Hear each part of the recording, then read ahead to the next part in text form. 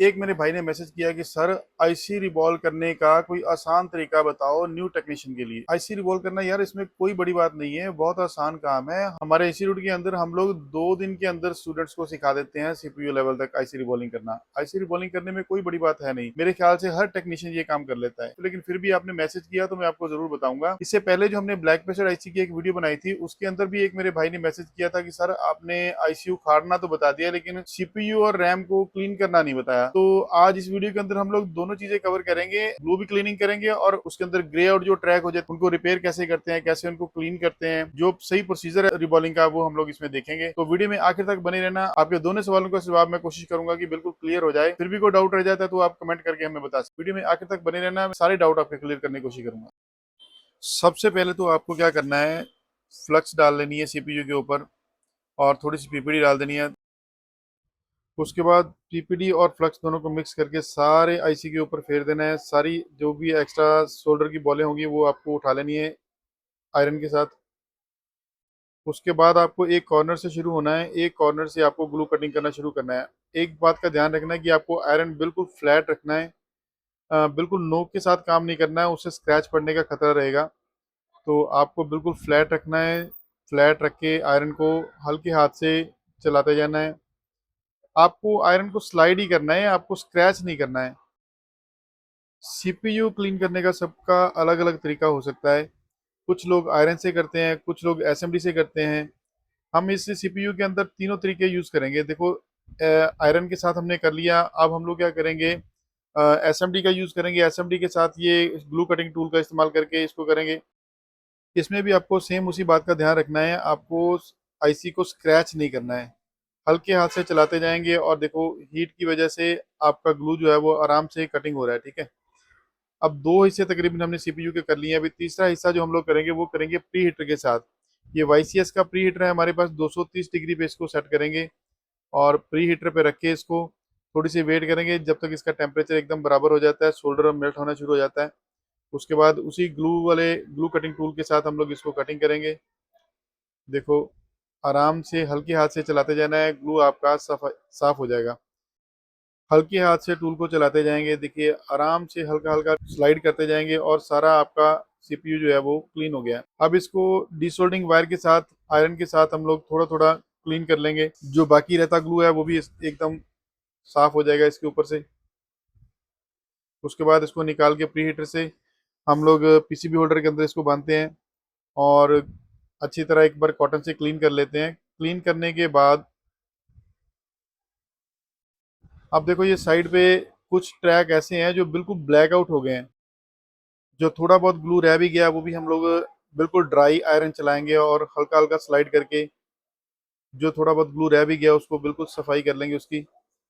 हल्के हाथ से चलाते जाना है, सारे के सारे ग्लू को हम लोग को एक बार क्लीन कर लेना है। सरफेस बिल्कुल प्लेन चाहिए, नहीं तो आपका स्टेंसिल जब आप रखोगे तो ऊंचा नीचा रहेगा और नीचे पिपड़ी जाने का खतरा रहता है उससे। ब्लैकआउट ट्रैकों को साफ करने के लिए या तो आप ये 11 नंबर ब्लेड लेके एक एक ट्रैक को ऐसे स्लाइड करके साफ कर सकते हो, स्क्रैच करके एक एक ट्रैक को। या फिर आपके पास ये मेटल वायर वाला ब्रश होता है, उसको आप हल्का हल्का पूरे आईसी के ऊपर स्लाइड करोगे। हल्के हाथ से स्लाइड करना है, ज्यादा जोर से दबाओगे तो नीचे से इसका पेंट निकल जाएगा, फिर ज्यादा परेशानी होगी आपको।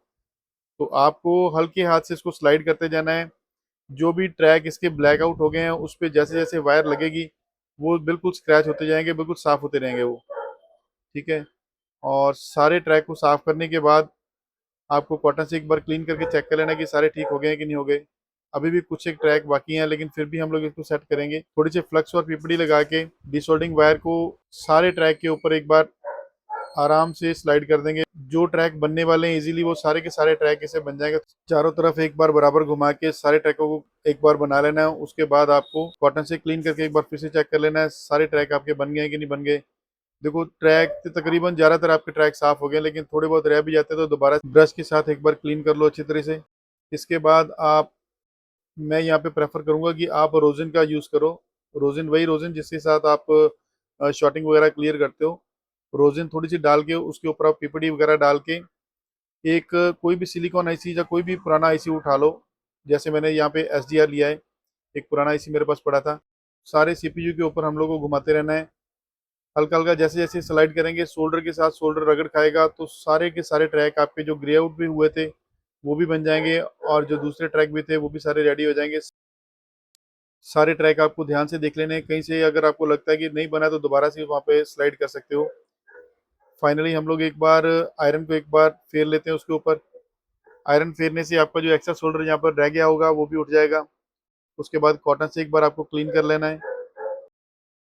तो अच्छी तरह से क्लीन करने के बाद सीपीयू को चारों तरफ से क्लीन कर लो। क्लीनिंग बहुत इंपॉर्टेंट है, मैं हमेशा कहता हूँ। आईसी को अच्छी तरह से क्लीन करने के बाद देखिए सारे के सारे ट्रैक जो ग्रे आउट थे, जो ब्लैकआउट हो गए थे, वो सारे के सारे ट्रैक बिल्कुल प्रॉपर बन गए हैं यहाँ पे, ठीक है। उसके बाद आपको क्या करना है, एक नैपकिन लेना है।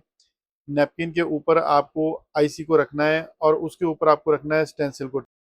नैपकिन हम लोग क्यों रखते हैं, नैपकिन के अंदर क्या होता है कि थोड़ी सा फ्लफीपन होता है, उसकी वजह से आपका आईसी जो है वो अच्छी तरह से अंदर धस जाता है और स्टेंसिल आपका बिल्कुल बराबर लेवल पे हो जाता है। स्टेंसिल को आपको अच्छे तरीके से आईसी के ऊपर बिठा लेना है, सारे खांचे आपके विजिबल होने चाहिए। उसके बाद आप जब पीपीडी लोगे तो पीपीडी आपको फ्रेश जैसे निकालते हो डब्बी में से, ऐसे यूज नहीं करनी है, क्योंकि इसके अंदर काफी फ्लक्स की मात्रा रहती है। अगर ऐसे यूज करने की कोशिश करोगे तो फ्लक्स ज्यादा रहने की वजह से बॉल निकल के बाहर फैलने लगेगी। तो आपको क्या करना है, इसको थोड़ा सा एक कॉटन का पीस ले लेना, कोई भी जिससे आप क्लीनिंग वगैरह करते हो, तो कॉटन का पीस लेके उससे आपको एक बार हल्के से दबा लेना है। जैसे आप दबाओगे तो एक्स्ट्रा फ्लक्स जितनी भी होगी वो कपड़े के अंदर चली जाएगी और आपकी पीपीडी हल्की सी ड्राई हो जाएगी। ज़्यादा भी ड्राई करनी नहीं है आपको, बिल्कुल ड्राई हो जाएगी तो भी आपकी बॉल जो है प्रॉपर बनेगी नहीं और चिपकेगी नहीं अच्छी तरह से आईसी से। स्टेंसिल को सेट करके आईसी के ऊपर पीपीडी को लगाना शुरू करना है। पीपीडी लगाने का तरीका भी आप ध्यान से देख लो। आपको एक साइड से शुरू होना है पीपीडी को। एक बार जहाँ पर मैंने पीपीडी लगा दी उसके बाद उसको स्लाइड करना है, उसके ऊपर दोबारा पीपीडी नहीं भरनी है, ठीक है। एक बार जो खांचे भर गए हैं उसको छोड़ देना है, फिर दूसरी जगह पे जाके फिर आपको पीपीडी थोड़ी सी लगानी है और उसको स्लाइड कर लेना है। एक जगह पे दो बार पीपड़ी नहीं लगानी है आपको, नीचे वाले पोर्शन में रहता है थोड़ा सा, वहां पे फिर पीपड़ी लगा लो। पीपड़ी लगा के आपको फिर खींच लेना है उसको। उसके बाद जितना भी पोर्शन आपका रह जाता है सारी जगह को आपको बारी बारी बराबर भर लेना है, कोई जगह खाली इसकी रह नहीं जानी चाहिए सीपीयू की। नीचे वाला पोर्शन जो रहता है वहां पे भी हल्की सी पीपड़ी ऐसे लगाएंगे और पीपड़ी लगा के उसको भर देना है। उसके बाद स्लाइड कर देना है और जितने भी खांचे आपको नजर आते हैं सारी जगह को आपको बराबर भरना है, ठीक है। ध्यान से एक बार देख के सारा काम करना है। बस इसी बात का ध्यान रखना है कि जिस जगह पे एक बार भर गया है वहां पे दोबारा पीपीडी नहीं लगानी है आपको, ठीक है।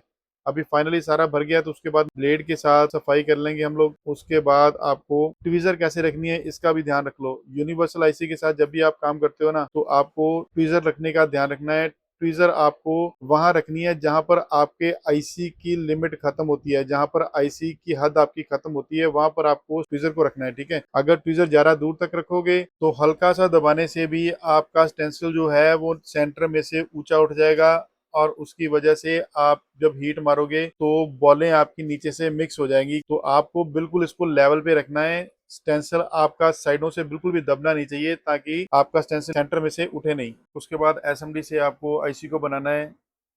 एसएमडी का टेम्परेचर और एयर मैंने पहले पिछली वीडियो में बता रखा है, 300 हम लोग इसका टेम्परेचर रखेंगे और तकरीबन 40-50 के करीब इसकी एयर रखेंगे। आपको एक कॉर्नर पे आ जाना है, कॉर्नर से आप हीट देते जाओगे, देखो आराम से आपकी सारी आईसी की बॉलें जो हैं वो प्रॉपर बनती जाएंगी। देखो बॉल बनने के बाद भी आपको रुकना नहीं है, आपको थोड़ी देर तक इसको ऐसे ही हीट करते रहना है, क्योंकि बॉल गर्मी की वजह से एक बार बंद तो गई है, गोल तो हो गई, लेकिन वो अच्छी तरह से नीचे चिपक जाए इसके लिए आपको थोड़ी देर तक इसको बराबर गर्म करते रहना है। थोड़ा ड्राई होने के बाद आपको एक ईगल ब्लेड ले लेना है और ईगल ब्लेड के साथ आपको एक साइड से थोड़ा थोड़ा इसको कटिंग करना शुरू कर देना है, ठीक है। देखो सीपीयू एक बहुत बड़ा आईसी होता है, इसके अंदर काफी सारी बॉलें होती हैं। अगर एक भी ट्रैक आपका ऊंचा नीचा रह गया तो नीचे आईसी आपका अच्छी तरीके से बोर्ड के साथ चिपकेगा नहीं। तो आपको क्या करना है, डैम श्योर होना है एक बार कि सारी की सारी बॉलें जो है वो प्रॉपर बन गई कि नहीं बन गई। जैसे ही आप इसको ईगल ब्लेड के साथ कटिंग करोगे तो आपको पता चल जाएगा कि सारी की सारी बॉलें एक बार बराबर कट गई हैं कि नहीं कट गई। अभी देखो मैंने साफ किया तो आपको क्या समझ में आ रहा है, देखो सेंटर में से सारी बॉलें इसकी बराबर कट गई हैं, लेकिन ऊपर वाले पोर्शन में और ये नीचे वाले पोर्शन में थोड़ा थोड़ा कुछ एक बॉलें ऐसी हैं जो जिसको ब्लेड अभी टच भी नहीं हुआ है। तो एक बार दोबारा से हम लोग इसको ऐसे ही गर्म कर लेंगे कटिंग करने के बाद, ताकि बॉलें जो ज्यादा बड़ी थी वो भी कट के बराबर हो जाए। एक बार बराबर घुमाते हुए इसको हीट देनी है। उसके बाद उसी तरीके से कॉर्नर से हीट देते जाएंगे और देखो सारी की सारी आपकी बॉलें बन गई हैं एक बार बराबर। और बराबर बनने के बाद थोड़ी देर तक इसको हीट रखेंगे। सारी बॉलें जब बराबर आपकी बन जाती हैं तो उसके बाद आपको सीपीयू के आईसी के ठंडे होने का थोड़ा सा वेट करना है आपको।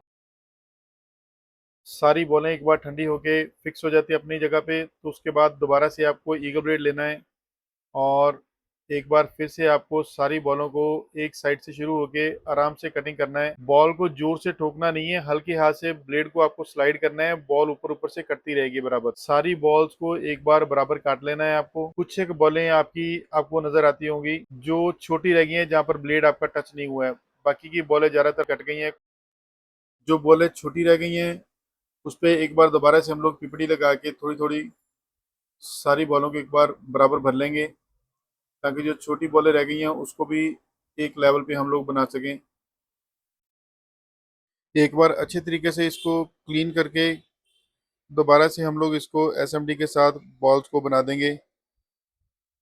पूरे एरिया को एक बार बराबर गर्म करके उसी तरह से जैसे मैंने आपको पहले बोला कि आपको एक कॉर्नर से शुरू होना है और सारी बॉलों को बराबर बना लेना है। अब देखिए सारी बॉलें आपकी एक बार बराबर बन गई हैं। थोड़ी देर तक इसको ज़्यादा हीट करेंगे और बॉलें आपकी सारी बराबर एक बार बन जाएंगी। उसके बाद थोड़ी देर इसको ड्राई होने देना है और एक बार फिर से हम लोग ईगल ब्लेड से काट के एक बार चेक कर लेंगे कि सारी बॉलें बराबर कटिंग हो गई है कि नहीं हो गई। अब देखिए सारी की सारी बॉल जो है वो बिल्कुल बराबर कटिंग हो गई है, कोई भी बॉल आपकी इसमें छोटी नहीं रहती। कुछ एक बॉलें जो आपको लूज नजर आ रही हैं वो सेंटर वाली बॉलें हैं, क्योंकि यूनिवर्सल आईसी है, यूनिवर्सल स्टेंसिल हम लोग यूज़ कर रहे हैं यहाँ पर, तो उसकी वजह से वो छोटी नज़र आ रही थी। अभी देखिए दोबारा से हमने जब हीट किया बॉलें सारी बिल्कुल बराबर बन गई हैं। अब हम इसको स्टेंसिल से हल्के सा दबाव देके निकाल लेंगे। जो लूज बॉलें थी वो स्टेंसिल के अंदर ही रह गई। अब क्लीनिंग करने के बाद देखो आपका आईसी बिल्कुल प्रॉपर बन चुका है। तो थोड़ी सी फ्लक्स लगा के हम लोग एसएमडी के साथ इसको हीट करेंगे। थोड़ी दूर से हीट देंगे जिससे फ्लक्स जो है वो आपकी बराबर फैल जाए, सारी बॉल्स को टच हो जाए एक बार। उसके बाद आपको एसएमडी नज़दीक लानी है। एसएमडी नज़दीक लाओगे तो ये देखो सारी की सारी बॉलें एकदम हीरे की तरह चमकने लगी हैं, बिल्कुल गोल हो गई हैं, बराबर बन गई हैं आपकी बॉलें सारी। ठीक है। उसके बाद आपको इसको फाइनली क्लीन कर लेना है। फाइनली क्लीन करने के बाद केमिकल से देखिए आईसी आपका बिल्कुल प्रॉपर बन गया है। सारी की सारी बॉलें एक लेवल पे एक बराबर हैं, कोई बॉल छोटी बड़ी नहीं है। ये तरीका सबसे बढ़िया है आईसी बनाने का आपके लिए। इस वीडियो के अंदर मेरे ख्याल से आपके दोनों सवालों का जवाब आपको मिल गया होगा। आईसी रिवॉल्व करने का जो प्रोसेस मैंने इसके अंदर बताया है, प्रॉपर स्टेंसिल के साथ आईसी बनाना कोई बड़ी बात नहीं है, सब लोग बना रहे हैं। यूनिवर्सल स्टेंसिल के साथ आईसी आपको बनाना आना चाहिए, ये सबसे पहले हम लोग यहाँ पर सिखाते हैं। अगर यूनिवर्सल स्टेंसिल के साथ आपको आईसी बनाना नहीं आता है तो आप कहीं ना कहीं जाके फंस जाओगे, क्योंकि हर एक आईसी का स्टेंसिल आपके पास हर टाइम अवेलेबल नहीं होता। कुछ आईसी नए आते हैं, कोई सीपीयू नए आते हैं, उनको बनाने के लिए आपको यूनिवर्सल स्टेंसिल का इस्तेमाल करना ही पड़ेगा। हमारे इंस्टीट्यूट के अंदर हम लोग सबसे पहले जो डिफिकल्ट काम है वो सिखाते हैं, ताकि आपका हैंड स्किल बिल्कुल क्लियर हो जाए। थ्योरी का कोई बड़ी बात नहीं है, थ्योरी तो हम लोग बाद में भी कर लेंगे। अगर आपको काम करना नहीं आता है तो फिर कोई फायदा नहीं है थ्योरी का। ब्लैक प्रेशर ग्लू को क्लीन करना भी कोई बड़ी बात नहीं है, वो भी हमने बहुत आसानी के साथ आपको बता दिया कि किस तरीके से उसको करते हैं। आपको सिर्फ ध्यान रखना है कि आपका आईसी जो है वो स्क्रैची नहीं हो जाए। मेरे ख्याल से कोई डाउट आपका मैंने इसमें छोड़ा नहीं है। कोई और भी सवाल आपके दिमाग में आता है तो हमसे पूछ सकते हैं। मिलते हैं अगली वीडियो के अंदर। Thank you.